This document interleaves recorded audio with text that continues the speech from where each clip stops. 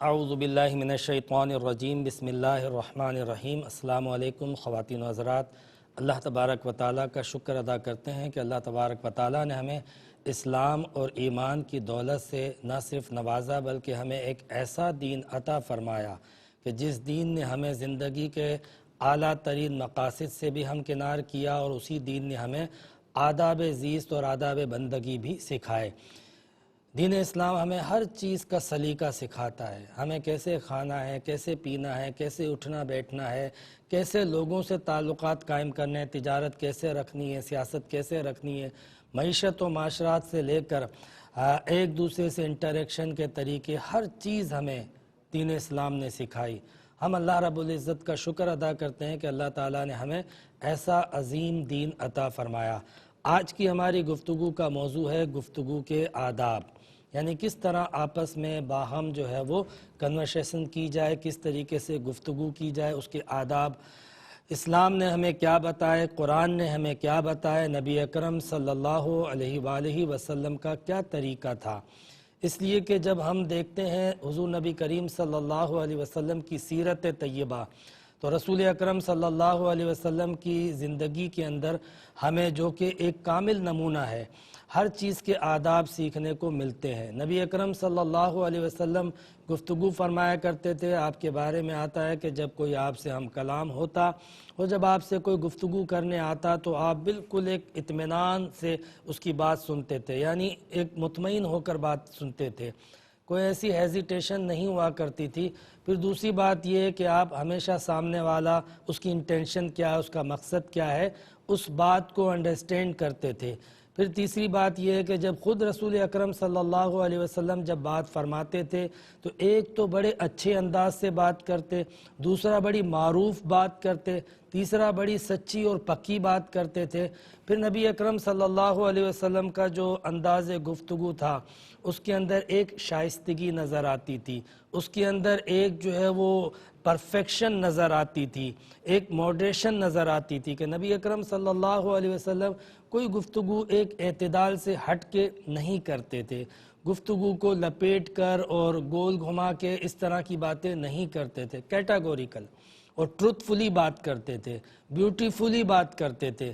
نبی اکرم صلی اللہ علیہ وسلم کا جو انداز تکلم تھا، آپ کی جو گفتگو کے آداب تھے وہ بڑے ایفیکٹو تھے، یعنی اثر انداز ہوتے تھے، لوگوں کو اس بات میں کچھ سچائی، کچھ حقیقت اور اس کی تاثیر باقاعدہ جو ہے وہ محسوس ہوتی تھی۔ یہ رسول اکرم صلی اللہ علیہ وآلہ وسلم کے بات کرنے کے آداب تھے کہ شائستگی بھی نظر آئے گی، نرمی بھی نظر آئے گی، کلیئرٹی بھی نظر آئے گی، سچائی بھی نظر آئے گی۔ حضور نبی کریم علیہ السلام اچھے انداز سے بات کرتے تھے۔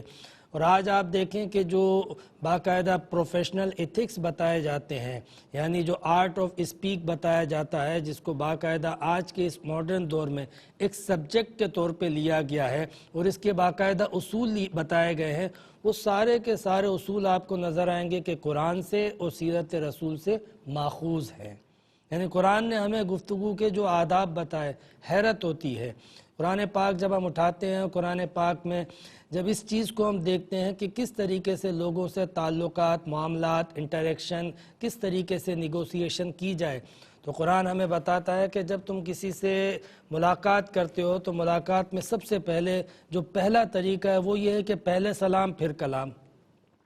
یعنی آپ دنیا کے تمام مذاہب میں یہ بات دیکھتے ہوں گے کہ آپس میں میٹنگ کے لیے گڈ وشز ایکسچینج کرتے ہیں، کچھ ایسے الفاظ ادا کرتے ہیں کہ جن الفاظ سے ایک اپنائیت کا اور ایک جو ہے وہ اطمینان کا اظہار کرنا مقصود ہوتا ہے۔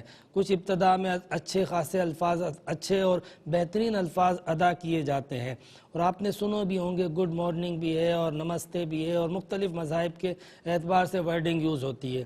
اسلام میں اس کے حوالے سے جو طریقہ بتایا گیا وہ یہ ہے کہ آپ جب میٹنگ آف ایکسچینج کے لیے، گڈ وشز کے لیے جب آپ کوئی ورڈ ایکسچینج کرتے ہیں تو آپ کہیں گے السلام علیکم اور سامنے والا کہے گا وعلیکم السلام۔ یہ جو لفظ سلام ہے یہ ایک تو بڑا پوزیٹیو اور دعائیہ ورڈ ہے، اور دوسرا یہ کہ اس میں سامنے والے کے لیے ایک دعا پائی جاتی ہے، ایک ہمدردی پائی جاتی ہے۔ اور اللہ تبارک و تعالیٰ کے اسماء میں سے بھی یہ ایک اسم ہے سلامن، اور ہم اس کا ورد بھی کرتے ہیں سلامتی کے لیے، یا سلام ہو یا سلام ہو. تو یہ ہم آپس میں جب مسلمان ایک دوسرے سے ملاقات کریں تو ہمیں سب سے پہلے بات چیت کرنے سے پہلے سلام کا حکم دیا گیا ہے. اور قرآن پاک نے اس بات کو اس انداز سے پیش کیا، فرمایا کہ وَإِذَا حُيِّيتُم بِتَحِيَّةٍ، جب کوئی تمہیں سلام کرے فَحَيُّوا بِأَحْسَنَ مِنْهَا، تو تمہارا جواب اس سے احسن ہونا چاہیے. یعنی اگر ایک شخص کسی محبت کا اور اپنائیت کا اظہار کرے تو اس محبت اور اپنائیت کا جواب اس سے بڑھ کر محبت اور اپنائیت سے ہونا چاہیے. یہ ہمیں سب سے پہلا ادب سکھایا جا رہا ہے. ایسا نہ ہو کہ ایک شخص تو بڑے پرجوش انداز کے ساتھ، بڑے مذہبی عقیدت کے ساتھ جو ہے وہ آپ کو سلام کرے اور آپ جو ہے وہ منہ پھیرتے ہوئے وعلیکم کہہ دیں، وعلیکم سلام کہہ دیں، اور پوری طریقے سے پرجوش ہو کر آپ اس کو جواب نہ دیں. یہ نبی اکرم صلی اللہ علیہ وسلم کی سنت کے خلاف ہے. اور قرآن نے ساتھ میں کہا اور ردوہا، کہ اگر تم اس سے بڑھ کے سلام اور محبت نہیں پیش کر سکتے ہو تو کم سے کم اتنا ضرور کرو جتنا سامنے والے نے کیا ہے، اس سے کم نہیں ہونا چاہیے. یعنی یا تو پہلا یہ ہے کہ فَحَيُّوا بِأَحْسَنَ مِنْهَا، کہ آپ کا جو انداز ہے وہ اس سے زیادہ بہتر ہونا چاہیے، اور اگر اس سے زیادہ بہتر نہ ہو تو کم سے کم اس کے برابر ضرور ہونا چاہیے. یہ پہلا ادب تھا. پھر قرآن پاک جو ہے وہ گفتگو کے حوالے سے جو سب سے پہلی جو ہمیں قدر بتاتا ہے وہ کہتا ہے کہ وَقُولُوا لِلنَّاسِ حُسْنًا، کہ لوگوں کے ساتھ جو ہے وہ اچھی بات کرو. یہ پہلی بات ہے قرآن کے حوالے سے جو ہمیں گفتگو کے آداب میں سکھائی گئی ہے. اس پر میں کلام کروں گا. پہلے کالر کو شامل کرتے ہیں. السلام علیکم ورحمۃ اللہ. وعلیکم السلام ورحمۃ اللہ وبرکاتہ. جی فرمائیے. جی میرا سوال یہ ہے کہ جس طرح ایک مطلب کہ لڑکے کے جو حقیقہ کرتے ہیں اس کے دو حصے ہوتے ہیں، تو اگر ہم ایک بیل میں دو حصے ڈالیں تو اس طرح لڑکے کا حقیقہ ہو جاتا ہے؟ ٹھیک ہے، حقیقہ نہیں ہوتا، عقیقہ ہوتا ہے. میں انشاءاللہ عرض کرتا ہوں. ٹھیک ہے، انشاءاللہ میں عرض کرتا ہوں. میں عرض کر رہا تھا کہ قرآن نے جو ہمیں سب سے پہلی بات ذکر کی کہ آپ کی بات جو ہے وہ وَقُولُوا لِلنَّاسِ حُسْنًا، سورہ بقرہ میں یہ بات ہمیں بیان فرمائی کہ حسنہ کا مطلب یہ ہوتا ہے کہ لوگوں کے ساتھ جب آپ کلام کرو تو بڑے اچھے انداز سے، بڑے اچھے مزاج کے ساتھ اور خوبصورت انداز کے ساتھ بات کرو. منہ چڑھا کے، بگاڑ کے اور بہت زیادہ جو ہے وہ کسی کے ساتھ جو ہے وہ مس بیہیو کر کے بات چیت نہ کرو. دوسری بات قرآن پاک میں سورہ نساء میں کہی گئی، اللہ رب العزت نے فرمایا وَقُولُوا لَهُمْ قَوْلًا مَعْرُوفًا، کہ جو بات آپ کہو وہ بڑی معروف ہونی چاہیے، ایک مجہول اور ایک ان نون بات نہیں ہونی چاہیے. معروف کا مطلب یہ ہوتا ہے کہ جو عرف میں بات کی جاتی ہے وہ بات کی جائے. یعنی آپ کے جملے، آپ کے الفاظ، اس کا چناؤ بڑا سمپل اور آسان ہونا چاہیے. ایسا نہ ہو آپ مشکل بات کہو یا ایسی اجنبی بات کہو جو اس عرف کے بالکل اگینسٹ ہو، اس عرف کے، اس معاشرے کے، اس سوسائٹی کے رسم و رواج اور افہام و تفہیم کے بالکل برخلاف ہو. میں انشاءاللہ عرض کرتا ہوں ایک کالر کو مزید شامل کرتے ہیں. السلام علیکم ورحمۃ اللہ. وعلیکم السلام ورحمۃ اللہ. جی فرمائیے. جی اگر غیر مسلم ہمیں اسلام کر رہے ہیں مطلب پورا السلام علیکم کی طرح، تو کیا ہمیں وعلیکم السلام ہی کہنا ہے؟ ٹھیک ہے، میں عرض کرتا ہوں جی. اور انشاءاللہ. بھی ہیں کوشچن. جی جیسے فرض نمازوں کے آخر کے جو 2 نفل ہیں، کیا ہم ان کو مطلب جلدی میں چھوڑ سکتے ہیں اگر کبھی ہو، یا بیٹھ کے پڑھ سکتے ہیں؟ فرض اور نمازوں اگر کی کس کی 2 نفل؟ جی آخر جیسے ظہر کے، مغرب اور عشاء کے آخر کے 2 نفل ہوتے ہیں. اچھا ٹھیک ہے، میں عرض کرتا ہوں. ٹھیک ہے. جی نیکسٹ کوشچن یہ ہے مطلب اگر نماز قضا ہو جائے، جیسے اثر قضا ہوگی، تو مغرب کے فوراً بعد ہمیں اس کی قضا پوری پڑھنا ہے یا کیسے پڑھنا ہے؟ ٹھیک ہے، میں عرض کرتا ہوں. جی اور جو شکرانے کے مطلب نفل ہوتے ہیں، کیا ہمیں وہ 4 کے سیٹ میں پڑھ سکتے ہیں ہم، اور کیا بیٹھ کے پڑھ سکتے ہیں؟ شکرانے کے نوافل جی 4 کر کے پڑھ سکتے ہیں، مطلب 2 کی بجائے 4 کر کے. اچھا، آپ نے جو ہے وہ اردو میں انگلش کا ورڈ ڈال دیا، مجھے سننے میں توڑ کے آیا. ٹھیک ہے، میں عرض کرتا ہوں 4 رکعت کر کے اس کے حوالے سے بات کرتا ہوں.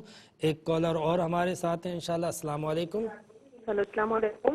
جی مفتی صاحب 3 سوال ہیں. پہلا سوال یہ ہے کہ اگر ہم کھانا کھا رہے ہوں، اس دوران کوئی سلام کر دے تو کیا ایسا سلام کا جواب دینا واجب ہوتا ہے؟ ٹھیک ہے.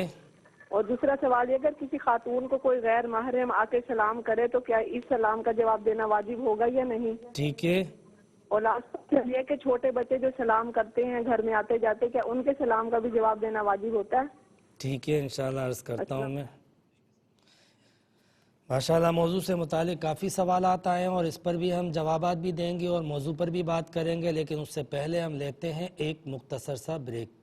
आमदेद ख़वातीन व हज़रात, मैं अर्ज़ कर रहा था गुफ्तगू के आदाब के हवाले से कुरान पाक की दूसरी आयत मैंने आपके सामने पढ़ी थी और इंशाअल्लाह उसकी तफसील भी आपको बयान करूँगा, लेकिन पहले एक कॉलर को शामिल करते हैं। अस्सलाम वालेकुम। अस्सलाम वालेकुम। अस्सलाम वालेकुम। वालेकुम सलाम।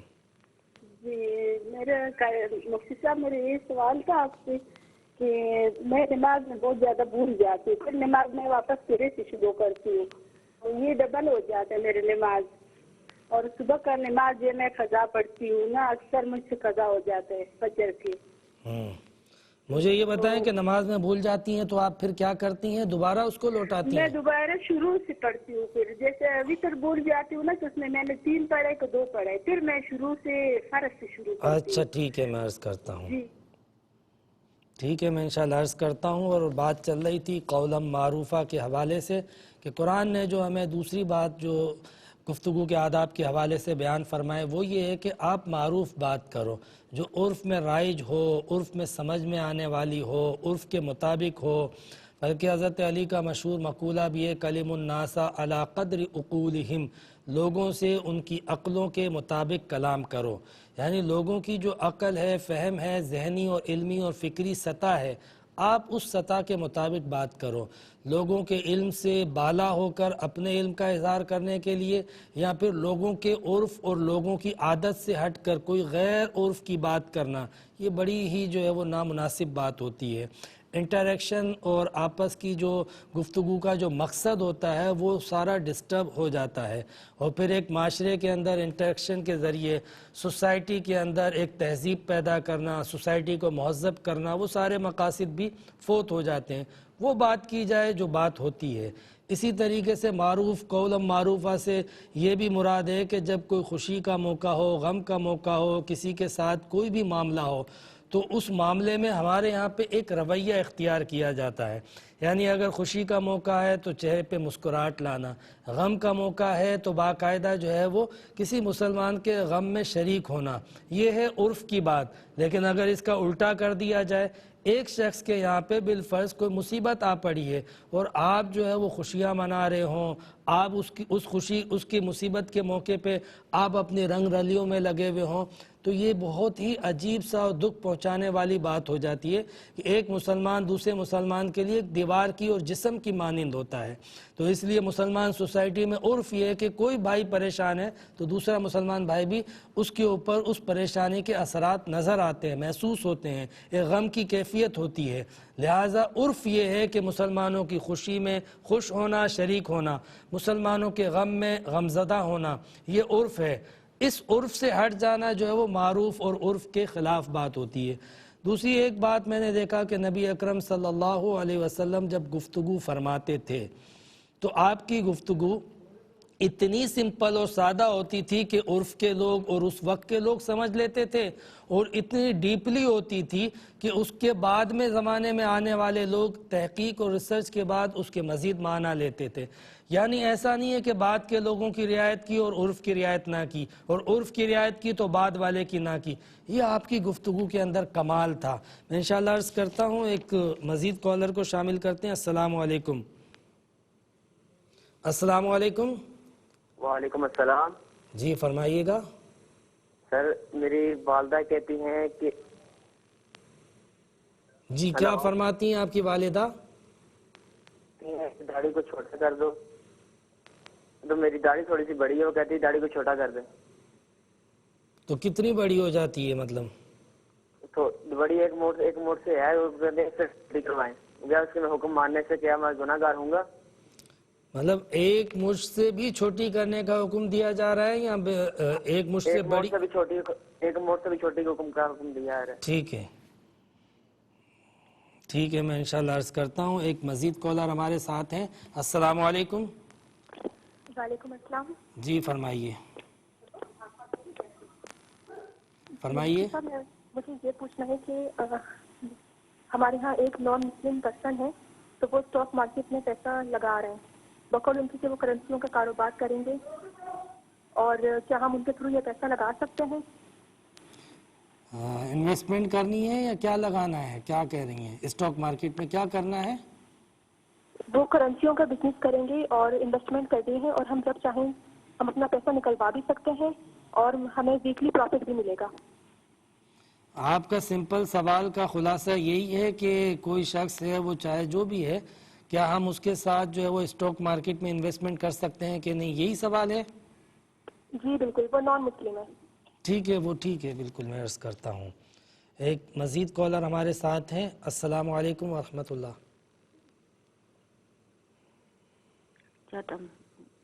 جی فرمائیے گا۔ جی بھائی بہن، جب نماز پڑھتی ہوں نا تو میری نمازی نماز کے آگے آ جاتی ہے تو میرا سجدہ نہیں ہو پاتا ہے۔ کیا آگے؟ چادر؟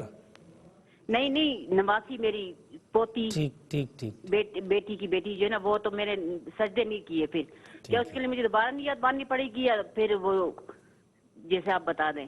ٹھیک ہے، میں عرض کر دیتا ہوں انشاءاللہ، میں عرض کر دیتا ہوں۔ اور ہم گفتگو کر رہے تھے کہ قولم معروفہ کہ نبی اکرم صلی اللہ علیہ وسلم جب بات کرتے تھے تو آپ کی بات جو ہے، آپ کی گفتگو، یعنی آپ اتنا ڈیپلی اسپیک کرتے تھے اور اتنا آپ کا گفتگو جو ہے وہ سیفلی اور پرفیکٹلی ہوتی تھی کہ جس عرف اور جس معاشرے سے مخاطب ہوتے تھے اس کا وہ اپنے طور پہ مفہوم لیتے تھے اور وہ بات سمجھ جاتے تھے، اور وہی الفاظ آگے چل کے نئے عرف کے لیے، نئے معاشرے کے لیے، دور جدید کے لیے ایک نئے معنی کے ساتھ اجاگر ہوتے تھے۔ یعنی یہ نبی کریم علیہ السلام کی گفتگو کا خاصہ تھا۔ تو اگر ہماری گفتگو میں اتنا کمال نہ بھی ہو، کم سے کم اتنا ہو کہ جو ہمارے سامنے سن رہا ہے، جس سے ہم مخاطب ہے، وہ سمجھ جائے کہ ہم کیا کہنا چاہ رہے ہیں۔ ایسی بات نہ کریں جو بالکل غیر معروف ہو، مجہول ہو، ان نون ہو، اسٹرینج ہو، اجنبی ہو، ایسی باتیں نہیں کرنی چاہیے۔ جو عرف میں ہے، جو بات معقول ہے، وہ بات کرنی چاہیے۔ قرآن پاک میں گفتگو کے حوالے سے، آداب گفتگو کے حوالے سے جو تیسری بات کہی وہ سورہ احزاب کے اندر ہے، اور وہ یہ ہے کہ فرمایا وَقُولُوا قَوْلًا سَدِيدًا، کہ تم جو ہے وہ قول سدید ہمیشہ بیان کیا کرو۔ سدید کہتے ہیں سیدھے کو بھی اور سچے کو بھی، یعنی گویا کہ جب بات کریں تو سچی بات کریں۔ اور لفظ سدید کا اگر پرفیکٹ میننگ سامنے رکھیں نا تو اس کا مطلب یہ ہے کہ وہ بات کریں، یعنی بات اتنی اور ایسی کریں جتنی بات ہے، جو اصل بات ہے اس کی بالکل برخلاف بات بھی نہ کی جائے، اور اگر اصل بات میں تھوڑا سا اضافہ کر دیا یا کمی کر دی، یہ بھی قول سدید نہ ہوگا۔ آپ دیکھیں رسول اکرم صلی اللہ علیہ وسلم جب گفتگو فرماتے تھے تو آپ جو بات فرماتے تھے وہ من و عن وہ ہوتی تھی جو حقیقت میں واقعہ ہوتا تھا، نہ تو اس واقعے کے بالکل برخلاف ہوتی تھی، نہ اس سے کوئی کم و بیش ہوتی تھی۔ بالکل حقیقت میں جو واقعہ ہوتا تھا، جو بات ہوتی تھی، اس کو ویسے ہی آپ پیش کیا کرتے تھے۔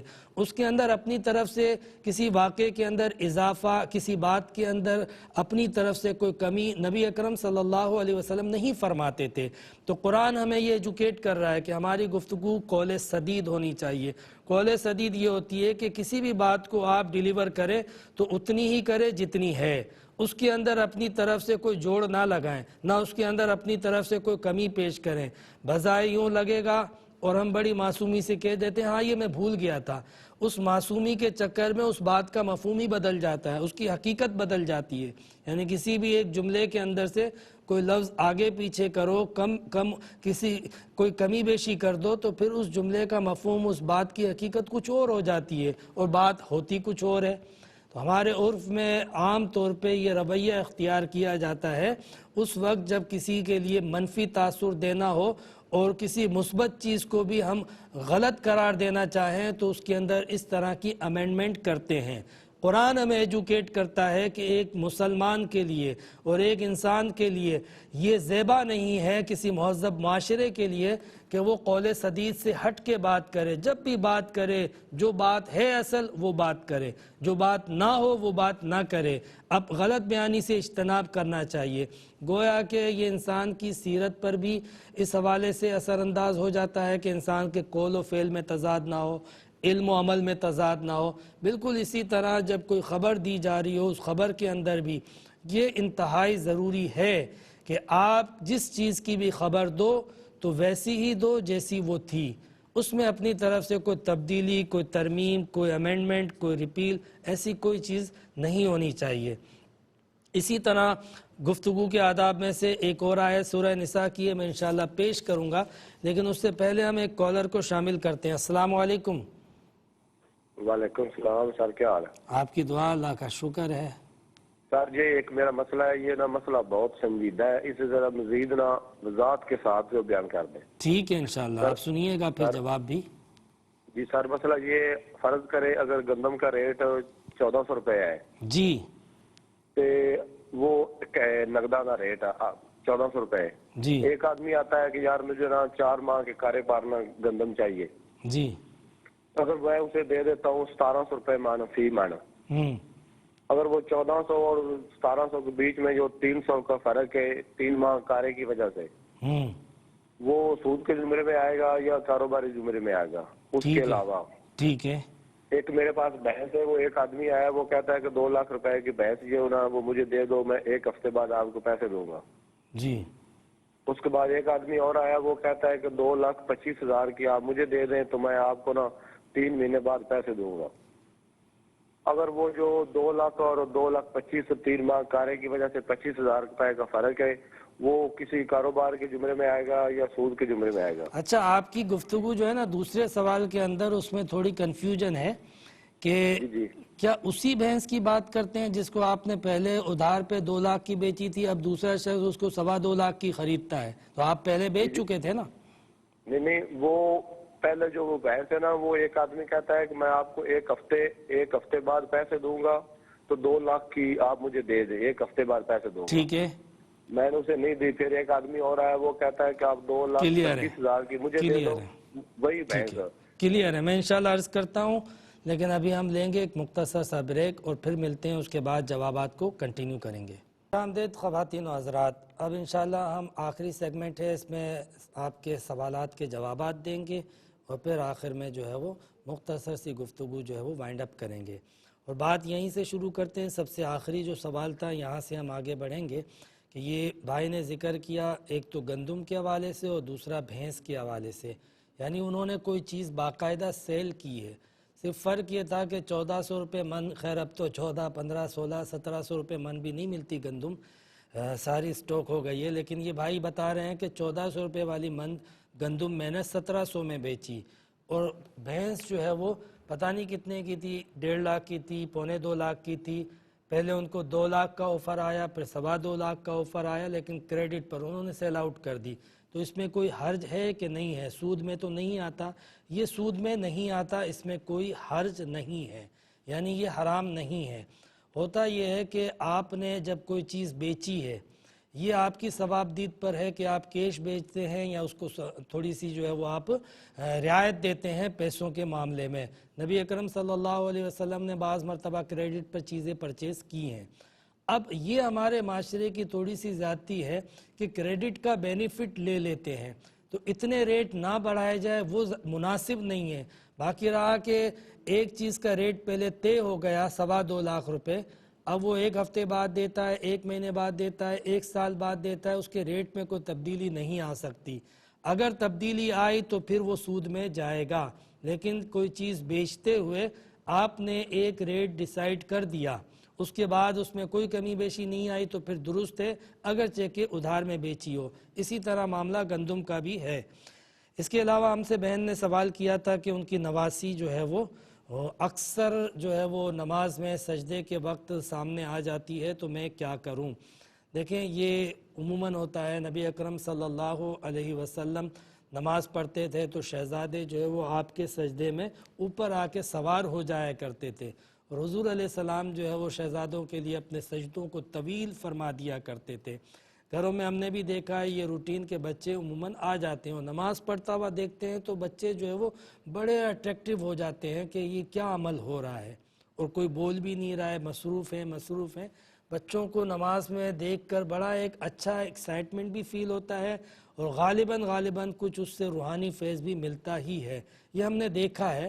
تو اس میں کوئی حرج نہیں ہے کہ اگر بالفرض سجدے میں بچہ آ جائے تو بڑی احتیاط کے ساتھ آپ نے ہاتھ سے بچے کو تھوڑا سا سیفلی ہٹا دیا اور آپ اس کے بعد سجدے میں چلی گئی، تو اس میں کوئی حرج نہیں ہے، اور سجدے میں آپ تسبیح پڑھتی رہیں. اگر دقت ہو رہی ہے سجدے سے اٹھنے میں, بچہ قریب میں ہے, اوپر بیٹھ گیا ہے, تو تھوڑا سا طویل بھی کر سکتی ہیں, تو اس میں کوئی حرج نہیں اور نہ ہی نماز ٹوٹے گی آپ کے اس عمل سے.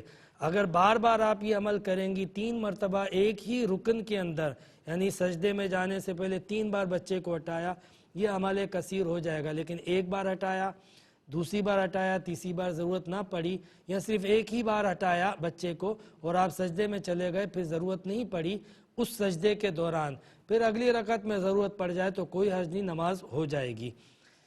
اسی طریقے سے بہن نے یہ بھی سوال ذکر کیا کہ غیر مسلم کوئی پڑوسی ہے یا کوئی جاننے والا ہے, جو بھی ہے وہ اسٹاک مارکیٹ میں کام کرتا ہے, تو اسٹاک مارکیٹ میں اس کے ساتھ ہم انویسٹمنٹ کر سکتے ہیں کہ نہیں. یہ 2 سوال ہیں بیسیکلی. ایک سوال غالباً یہ ہے کہ وہ غیر مسلم ہے جس کو آپ نے لاسٹ میں فوکس کیا. دوسری یہ بات کہ اسٹاک مارکیٹ کے اندر کام کرنا. دیکھیں اسٹاک مارکیٹ کے اندر جو ہے وہ کچھ کنڈیشنز ہیں, میں نے پہلے کئی پروگرامز اس حوالے سے کیے ہیں اور آئندہ بھی کروں گا, تو اس میں آپ کو اس کا تفصیلی جواب دے دوں گا. لہٰذا اس کنڈیشن کے مطابق تو کام درست ہوتا ہے شیئرز کا, ویسے کنڈیشن سے ہٹ کے بہت ساری اس کی صورتیں ایسی ہوتی ہیں جو درست نہیں ہوتی ہیں. لہٰذا اسٹاک مارکیٹ میں کام کی ایک اپنی شرعی حیثیت ہے, وہ چاہے مسلم ہو یا غیر مسلم ہو, اس سے کوئی فرق نہیں پڑتا. دوسرا یہ کہ غیر مسلم کے ساتھ تجارت کرنا, لین دین کرنا یا پارٹنرشپ کرنا یا خرید و فروخت کرنا, یہ اصلاً منع نہیں ہے. اس سے اگر کوئی اس کے دین کو فائدہ اور آپ کے دین کو نقصان پہنچتا ہو, اس طرح کا کوئی عنصر شامل ہو جائے اور اس طرح کے کوئی مقاصد شامل ہو جائیں اس ٹریڈ کے اندر, یا اس طرح کی ٹریڈ کوئی بھی کرے, تو پھر اس وقت غیر مسلم سے تجارت کرنے میں حرج آتا ہے, نارملی منع نہیں ہے. یہ بھائی نے ہم سے پوچھا کہ والدہ نے حکم دیا ہے داڑھی چھوٹی کروانے کا, اور یہ نہیں ہے کہ داڑھی ایک مشت سے زیادہ بڑھ گئی ہے تو حکم دیا ہے, بلکہ وہ ایک مشت سے بھی چھوٹی کروانے کا حکم دے رہی ہیں. تو اس معاملے میں میں کیا کروں؟ دیکھیں ایک تو جنرل اصول ہے, وہ تو آپ یاد رکھ لیں کہ والدہ ہوں, پیر ہوں, استاد ہوں, اللہ رسول کا جو حکم ہوتا ہے نا, دین کے جو معاملات ہوتے ہیں, نبی کریم صلی اللہ علیہ وسلم نے فرمایا کہ اللہ تعالیٰ کی اور دین کی معصیت کے اندر, حدیث میں تو فقط ہے کہ اللہ تعالیٰ کی معصیت کے اندر مخلوق کی اطاعت نہیں کی جائے گی. مخلوق کی اطاعت اس وقت تک کی جائے گی جب تک کہ خالق کی معصیت نہ لازم آئے, نافرمانی نہ لازم آئے. جہاں لازم آئے گی اللہ کی نافرمانی, وہاں مخلوق میں سے کوئی بھی اس کی اطاعت نہیں کی جائے گی. یعنی آپ کو ایک تو اس اصول کو سامنے رکھنا ہے, یہ ہر جگہ اپلائی ہوگا. داڑھی کا مسئلہ اس کے حوالے سے ایک تفصیل ہے, اور یہ کوئی تفصیل جو ہے وہ سیکٹیرین یا کوئی ایسی خود ساختہ نہیں ہے, باقاعدہ ائمہ کا اجتہاد ہے کہ داڑھی رکھنا سنت ہے, اور ایک مشت رکھنا جو ہے وہ اس کو بعض لوگوں نے سنت موقدہ اور بعض لوگوں نے واجب قرار دیا ہے. اکابرین امت نے سنت موقدہ ہی قرار دیا ہے. آپ ایک بات یاد رکھیں, جب 2 حکم آپ کے سامنے آ جائے اور ان میں سے زیادہ اہم ہو اس کو اخذ کر لیا جائے. ظاہر سی بات ہے کہ نبی کریم علیہ السلام کی سنت موقدہ ہو یا غیر موقدہ, اس کی ایک اہمیت ہوتی ہے. تو بڑے اچھے انداز سے بزرگوں کا عمل سامنے رکھتے ہوئے, ان کی عادت کو, ان کے دینی جذبے کو سامنے رکھتے ہوئے والدہ کو آپ سمجھائیں, اور جھڑکیں نہیں, اور یہ نہ کہیں کہ آپ جو ہے وہ فسق و فجور کا حکم دیتی ہیں, آپ یہ کہتی ہیں, اس طریقے سے نہ سمجھائیں, بلکہ احسن انداز سے. والدہ ہیں, ان کے ذہن میں بھی کوئی اولاد کا نفع مقصود ہوتا ہے, اور آج کا جو ایک بے دینی کا سیکولر معاشرہ ہے, سوسائٹی ہے, میڈیا کے ذریعے جس طرح کے رجحانات پنپ چکے ہیں, اس میں اس طرح کا مائنڈ سیٹ بن جاتا ہے. اگرچہ کہ اللہ کی محبت پھر بھی دل میں ہوتی ہے, ایسا نہیں ہوتا کہ دین کی محبت نہیں ہوتی ہے, لیکن آج کل جس طریقے سے دین کو بدنام کیا جاتا ہے, دینی روایات کو, دینی اقدار کو آج کل جس سازش کے تحت بدنام کیا جاتا ہے, اس سے اس طرح کا منفی مائنڈ سیٹ ہو جاتا ہے. لہٰذا ہمیں ضرورت ہے کہ ہم احسن طریقے سے کنونس کریں اور جھڑکیں نہیں, اور اصول یہی ہے کہ ہم جو ہے وہ خالق کی نافرمانی میں کبھی بھی مخلوق کی اطاعت نہیں کریں گے. یہ بہن نے سوال کیا کہ نماز میں بھول جاتی ہوں اور پھر مجھے اکثر بار بار نماز پڑھنی پڑتی ہے, یہ آپ کے سیٹسفیکیشن پر ڈیپینڈ کرتا ہے کہ آپ دوبارہ سے نماز پڑھنے سے مطمئن ہوتی ہیں اور پڑھ سکتی ہیں تو پڑھیں, لیکن اگر بالفرض آپ کو رکعتوں میں کسی طریقے سے کوئی کنفیوژن ہو رہی ہے تو غالب گمان جو آپ کا ہے آپ اس کو چوز کر سکتی ہیں کہ میرے دل پہ جو غالب گمان ہے وہ یہ ہے کہ 3 ہوئی ہیں 2 نہیں ہوئی ہیں، تو آپ اس کو ترجیح دیں، اور اگر 2 ہوئی ہیں یہ آپ کا غالب گمان ہے آپ اس کو ترجیح دیں۔ انشاءاللہ تعالیٰ یہ انسان کا دل جو ہے نا یہ بھی مفتی ہوتا ہے، اور حدیث میں بھی آتا ہے من ہا کافی صدرک فترک، جو تیرے دل میں کھٹکے اسے چھوڑ دو، اور جب بھی کوئی معاملہ آئے تو اپنے دل سے بھی فتوا لو۔ تو دل جو ہے وہ باقاعدہ اس کی ایک شرعی حیثیت ہے۔ قبلے کا تعین نہیں ہوتا تو کہا کہ طہارہ کیا جائے، یعنی دل سے پوچھا جائے، تو دل جس رخ کو مانے اس رخ کو سجدہ کیا جائے، نماز پڑھی جائے اور قبلہ بنایا جائے۔ تو کئی موقعوں پر اللہ تبارک و تعالیٰ کے حبیب نے ہمیں اس بات کا حکم دیا ہے۔ بالکل اسی طرح اس مسئلے میں بھی جو غالب گمان ہوتا ہے اس کو آپ ترجیح دے کر اپنی نماز کو قائم کر سکتے ہیں، اور چاہیں تو آخر میں اطمینان کے لیے مزید یہ کہ سجدہ صاف کر لیں، تو آپ کو دوبارہ پوری نماز نہیں پڑھنی پڑے گی، لیکن آپ پڑھ سکتی ہیں، اور آپ کو سیٹسفیکیشن ہی تبھی ہوتی ہے جب آپ دوبارہ پوری پڑھتی ہیں، یا کبھی کبھی ایسا ہو جائے کہ بالکل نہیں پتہ چلتا ہے کہ کون سی رکعت ہے، تو ایسی صورت میں پھر ٹھیک ہے آپ پوری نماز دوبارہ پڑھ لیا کریں۔ بہن نے ہم سے یہ بھی پوچھا کہ نماز فجر جو ہے وہ میرے سے اکثر قضا ہو جاتی ہے، اللہ تبارک و تعالیٰ معاف کرے، آپ کا جذبہ اپنی جگہ پر ہے، اس جذبے کے لیے آپ اللہ تعالیٰ سے دعا بھی کریں، اللہ تعالیٰ سے دعا کریں، ریکویسٹ کریں کہ مجھے فجر میں اٹھا، مجھے فجر میں اٹھا۔ اور کہتے ہیں کہ اگر جس کے ساتھ ایسا ہوتا ہو تو وہ سونے سے پہلے نماز فجر میں اٹھنے کی دعا اللہ تعالیٰ سے کرتے ہوئے اور آخر میں یہی بات اپنے دل میں رکھتے ہوئے سوئے تو یقیناً فجر میں اس کی آنکھ کھل جاتی ہے۔ آنکھ کھل جائے پھر آپ کو پڑھنی چاہیے۔ تو اس کے لیے تھوڑی سی فجر کی نماز کے لیے تڑپنا پڑے گا، اور تھوڑا سے اللہ تعالیٰ سے دعا کرنی پڑے گی۔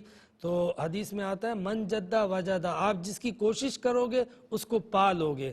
ہمیں تھوڑی کوشش میں کہیں کمی رہ جاتی ہے، اس لیے وہ چیز ہم اس چیز سے محروم ہو جاتے ہیں۔